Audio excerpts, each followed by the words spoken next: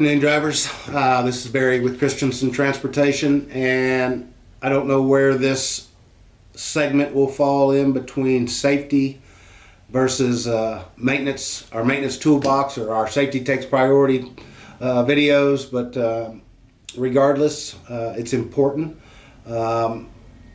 We spend a lot of money buying equipment, putting nice equipment on the road, and we do it for a number of things. One, it looks good. One, it doesn't. Two, it doesn't break down, and three, it's driver friendly. You drivers don't have to spend a lot of time going in and out of shops getting. It's not old equipment. It's not breaking down on you.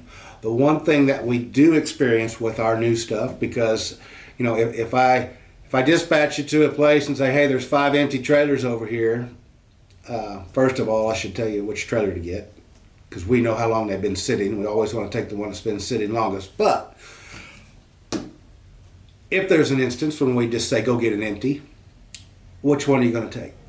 You're going to take the new one. So ironically, the newest equipment we have seems to be the equipment that gets torn up the first and the most frequent. So having said all that, we don't see this equipment. Christenson in this office doesn't see it as much as you do.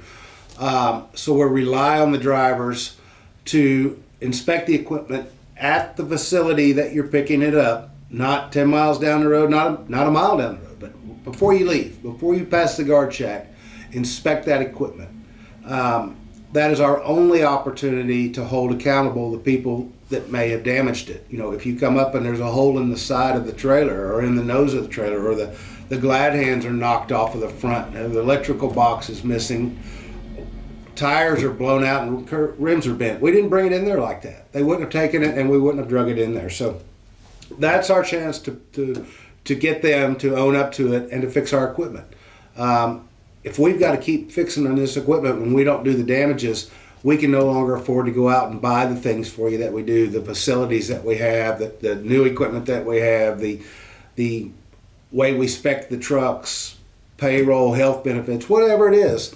That money's wasted on repairing trailers. So the last thing I want to do is say, okay, driver, thank you for calling me 5 miles down the road from picking up at this receiver, but I can't go back on them now. So guess what?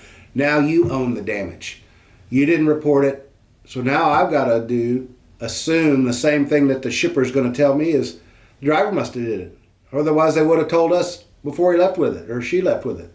So you don't want to pay for my trailer damages. I don't want to pay for my trailer damages if they're done by a shipper or receiver. So do yourself a favor. Do everybody a favor.